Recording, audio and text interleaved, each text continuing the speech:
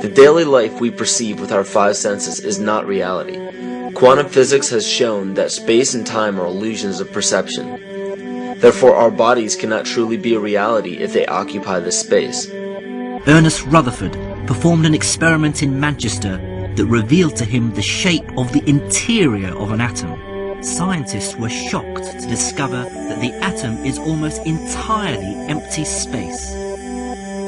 The question then became, how could this empty atom possibly make the solid world around us?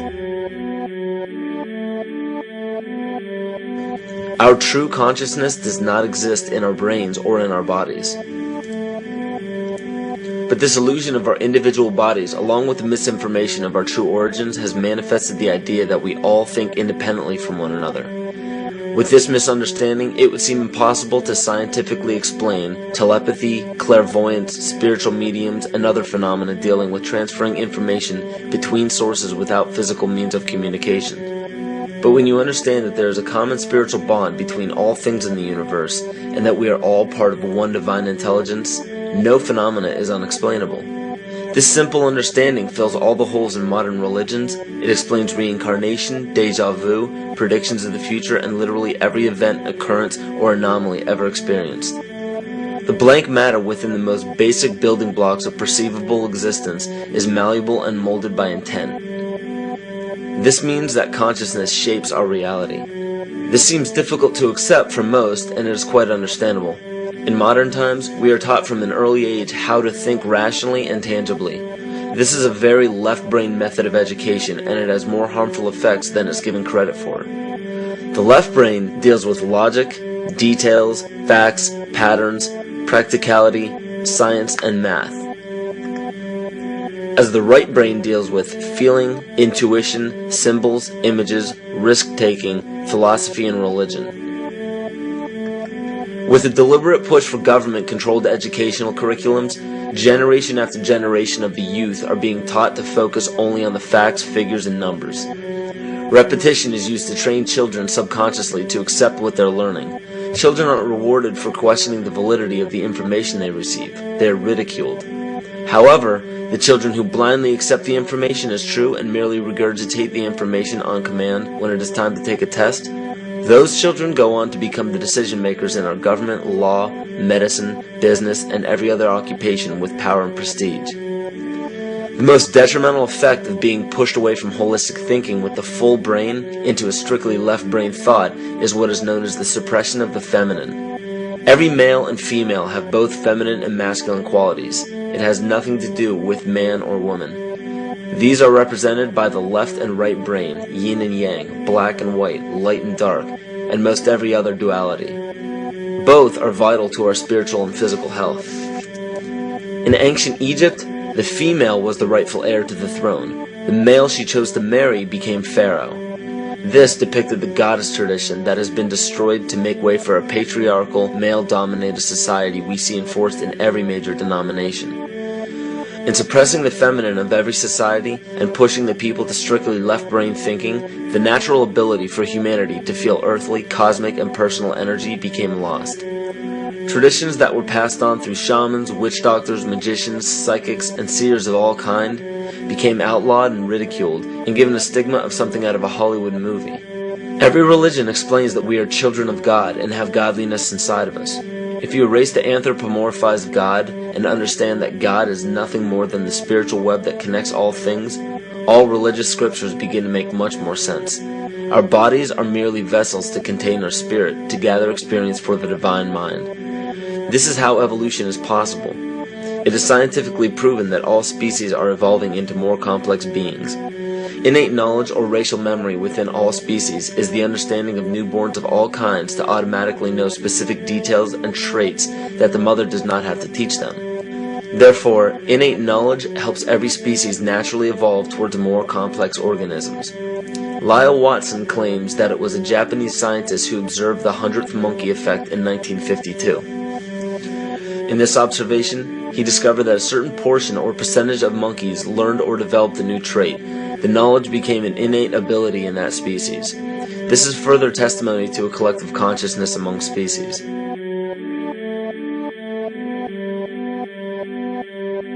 Everything in existence has a natural vibration to it, from our atoms all the way to the vastness of the universe. To show a simple connection between the earth and our bodies, take a look at our body's harmonic focal points, better known as our chakras. Just as there are harmonic focal points on the guitar string, there are locations within our body where our vibrations culminate. In Eastern philosophies, these 7 chakras are used to bring health and balance to the physical and spiritual body. Our Earth also has 7 chakra points at equally distant locations from one another. There is 1 chakra point on each continent. The root chakra is in Mount Shasta, California. The sexual chakra is in the Isle of Sun, Lake Titicaca in South America. The solar plexus chakra is in Uluru Kata Juta in Australia. The heart chakra is in Glastonbury or Shaftesbury, England. The throat chakra is where the Great Pyramids of Giza in Egypt are. The heart chakra is at Kuhe Malak Sia in Iran. And the crown chakra is at Mount Kailas in Tibet. Scientifically, this is explained because at the core of our Earth, there is a molten iron crystal that resonates at approximately 7 Hertz. There are energy vortexes all over the Earth where electromagnetic energy emanates. There are also several vile vortices surrounding the equator where strange anomalies occur, such as radio and compass malfunctions, as well as plane and ship disappearances. You may have heard of a few of these. So the intangible parts of our existence, such as emotions, are part of the true reality of higher consciousness. If emotions are part of a realm that we cannot experience with our 5 senses, then how is it that we are all aware of our emotions? What most people believe to be emotions are not truly the emotion itself. What we are experiencing is the physical manifestation of these emotions. Anger causes disturbance in the psyche, which manifests itself in the ego. These manifestations cause the heart rate to increase, body temperature to rise, and spawn many other physical traits that signify anger. Just as music from the radio is a physical manifestation of an intangible signal, our experience of emotion is the physical manifestation of an intangible signal as well. It has been shown that our emotions have a vibratory frequency to them. Furthermore, there are only 2 emotions that humankind experiences: fear and love. All other emotions branch either directly or indirectly from these 2 emotions.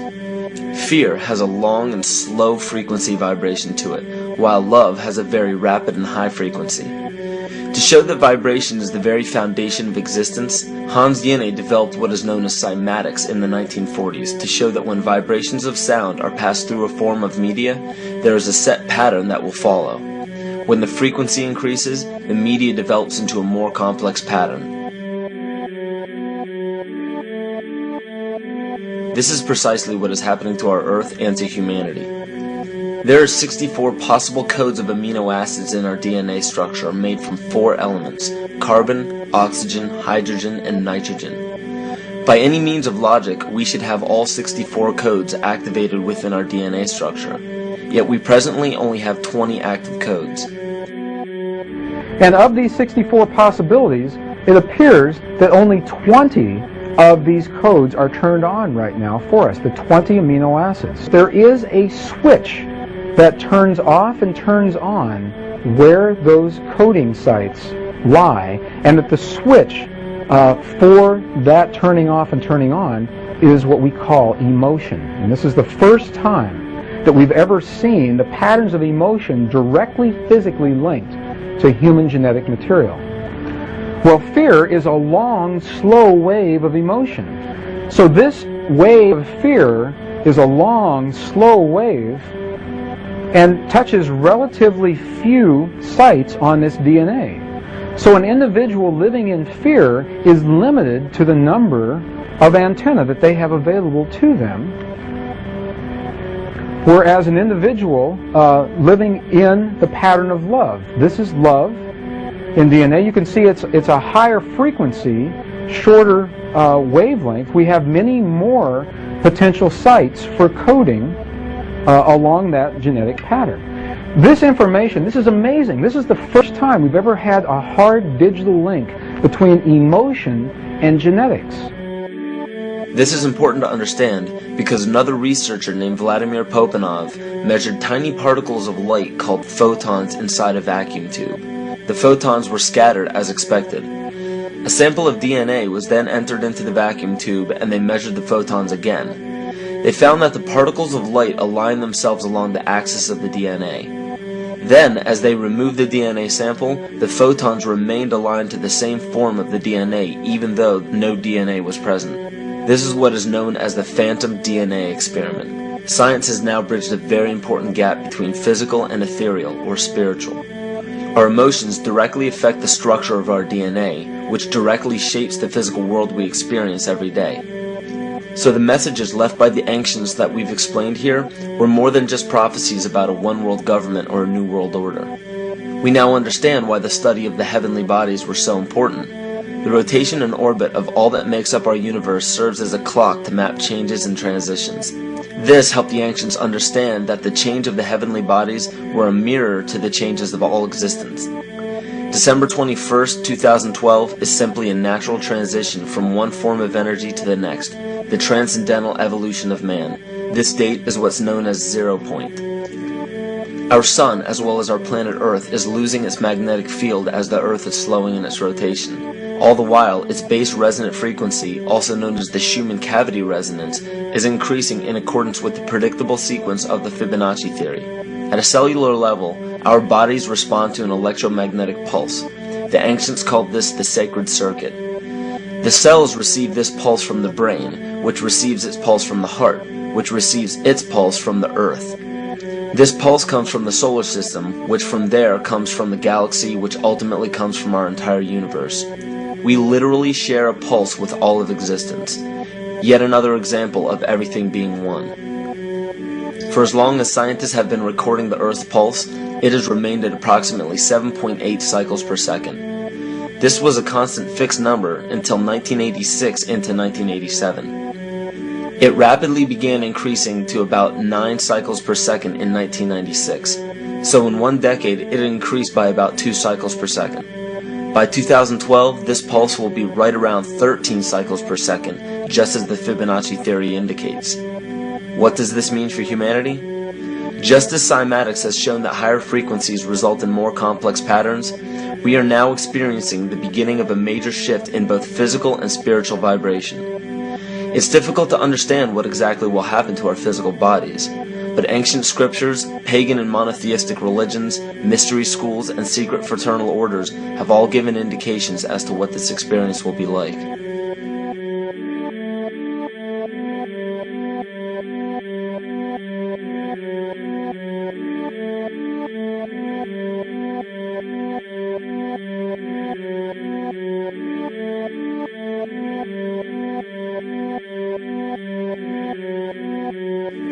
This will be the shift of the ages, the transcendental period of monumental changes to humanity. Those unprepared for this transition will likely not be able to cope with the rapid changes in the psyche.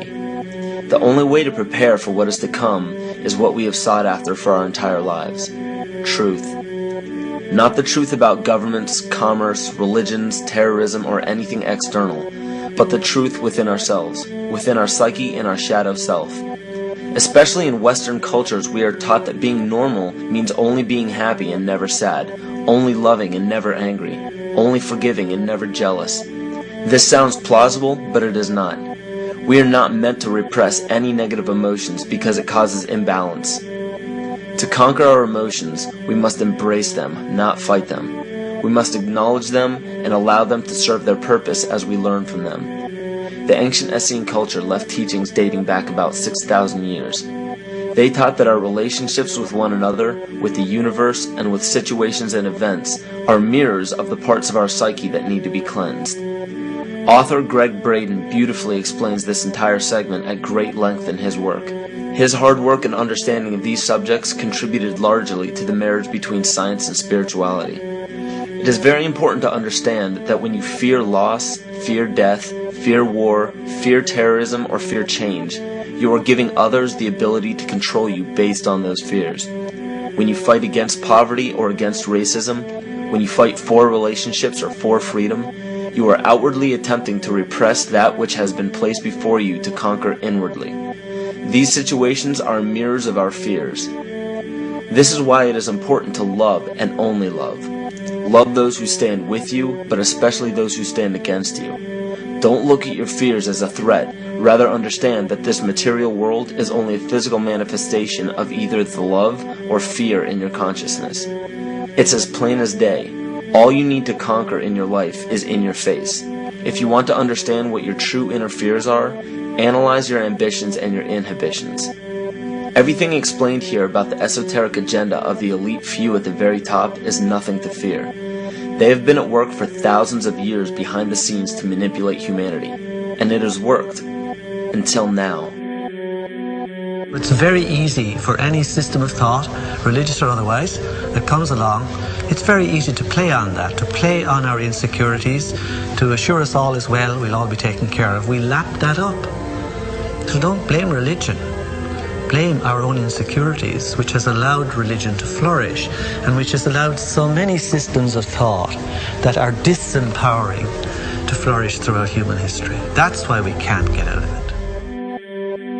Ron Sakeley, Department Chairman, Chemistry, University of California, Berkeley, showed that DNA acts as an antenna for cellular upregulation. The primary function they taught us about what DNA is about. It's a receiver and transmitter of photons, light and phonon sound. For what? Cellular upregulation, meaning that their water molecules, the pyramid power around the DNA spiral energizing strands, are taking in the spiritual energy of love vibrations and then sending it out for manifesting, precipitating in a quantum field, the physical matter of the body. These are hertz, frequencies, or cycles per second that the musicians can retune their instruments to play and experiment with. Why? Again, these are the Creator's musical scale, the original solfeggio, buried for 3,000 years in the Bible. So the ancient priests who knew how to levitate the huge stones for the building of the pyramids, and the Masonic knowledge that predated ancient Egypt, the ability to have this information, these frequencies, serve the function of creation, destruction, and miracles on behalf of the empowered people who had access to this knowledge. I say that because of this metaphor.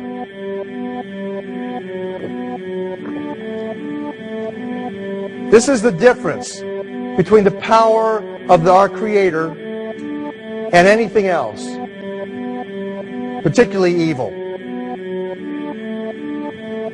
That you can go into a pitch black room full of evil, full of darkness, and light a little candle, and instantly that darkness flees. But you can't do the opposite. You can't go into a well-lit room full of truth and wisdom and righteousness and joy and health and harmony with the universal power. And you can't take any amount of darkness and go into that well-lit room and have any effect whatsoever. That is the metaphor which I frequently think of when I think that I'm not empowered. It is the greatest lesson for me, and I think for everybody else, to know that we're on the winning side and that we win in the end. As you are watching this, understand that it is not a fight to be fought. It is not a war to be waged. No gun rights have to be exercised. Not a finger has to be lifted. Most people wonder how one person can make a difference. They ask that if all this is so simple and this information is available, why hasn't someone else conquered their fears and changed the world for everyone else? This is the most difficult and beautiful conundrum to our lives. Your reality affects you and only you. Your curiosity has led you to this genre of information to serve a very specific purpose in your life. To understand visually how the universe is truly a hologram, a math professor at Yale University developed the formula that is plugged into a computer program. Named after him, the Mandelbrot set shows a seemingly disorganized pattern. But no matter how far you zoom into the design, you will always find the same pattern within the whole pattern. Each fractal, broken down infinitely, will always reflect the whole. When one fractal changes its pattern, the sum total of the whole pattern changes along with it. This exemplifies that the whole world does not need to be awoken. There is no race to inform the 6 billion people on this planet of this message. It is only important that you, personally, learn to conquer your innermost fears and learn to love. When you see your fears for what they are and master your emotions, then, and only then, will you truly be free.